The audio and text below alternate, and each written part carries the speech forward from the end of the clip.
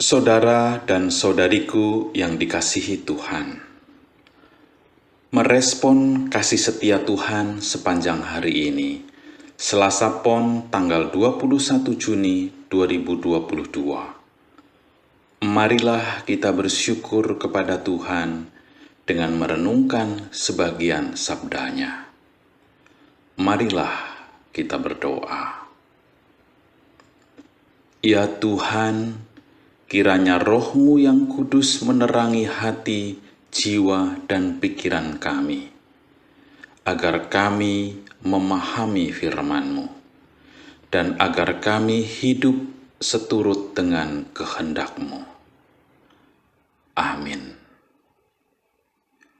Pembacaan Alkitab, Efesus pasal 2, ayat 13 dan 19. Tetapi sekarang, di dalam Kristus Yesus, kamu yang dahulu jauh sudah menjadi dekat oleh darah Kristus.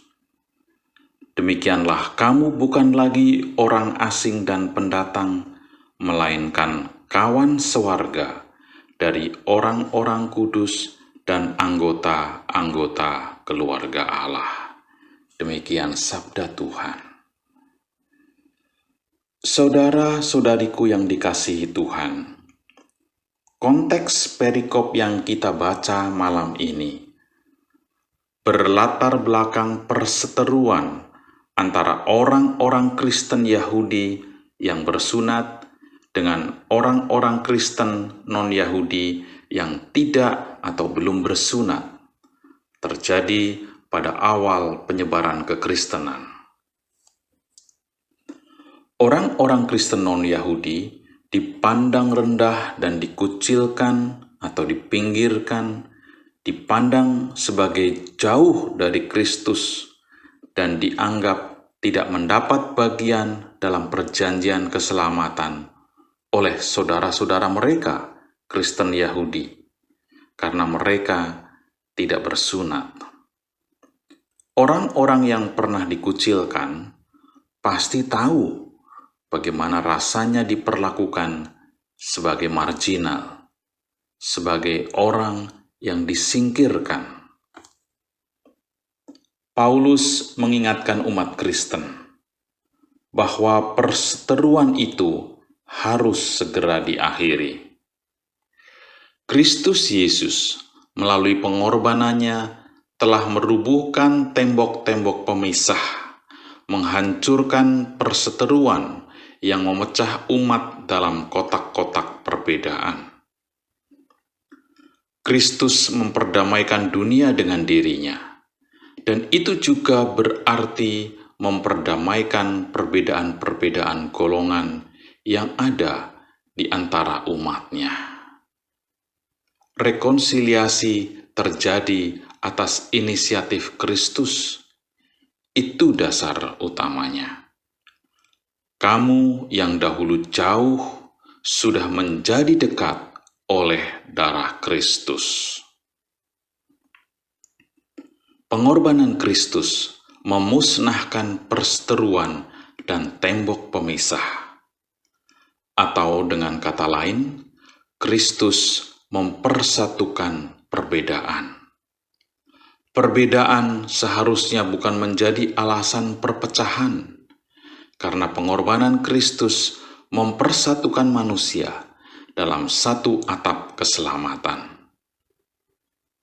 Disebutkan dalam ayat 19, demikianlah kamu bukan lagi orang asing dan pendatang, melainkan kawan sewarga dari orang-orang kudus dan anggota-anggota keluarga Allah.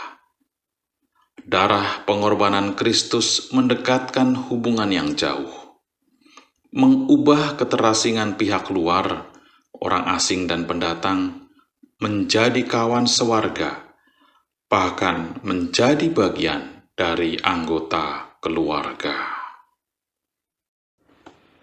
Pada konteks kehidupan kita saat ini, pesan firman ini masih sangat relevan. Ada berbagai bentuk perseteruan dan pengkotak-kotakan yang kita lihat dan alami. Sudah saatnya gereja dan pengikut Kristus berani menjadi perantara rekonsiliasi dari mereka yang berseteru, menjadi perekat bagi yang berseberangan pendapat, merangkul lawan menjadi kawan, yang terasing menjadi keluarga dekat, menghindari stigma yang memecah belah, dan mempromosikan ujaran yang mempersatukan. Semuanya didasari oleh landasan pengorbanan Kristus yang memperdamaikan. Amin. Marilah kita berdoa. Ya Tuhan, kami menaikkan syukur atas berkat dan penyertaan-Mu sepanjang hari ini. Berilah kami hati yang tulus untuk menerima dan menghargai perbedaan. Keberanian untuk menjadi bagian dari upaya memulihkan hubungan, membangun kasih dan persaudaraan sebagai kawan sewarga yang hidup beralaskan pengorbanan Kristus. Kami berdoa bagi mereka yang sering mengobarkan api perpecahan dan perseteruan. Kiranya Engkau berkenan mengampuni mereka. Berikanlah kekuatan kepada mereka yang terus-menerus berupaya memperjuangkan perdamaian dalam kehidupan kami berbangsa dan bernegara serta bergereja. Kiranya Engkau berkenan menaungi kami saat kami beristirahat malam, dan menopang mereka yang masih harus bekerja malam, agar besok kami boleh menyambut terbitnya fajar yang penuh pengharapan. Dalam pengasihan-Mu kami memohon. Amin. Selamat malam, selamat beristirahat. Tuhan menyertai.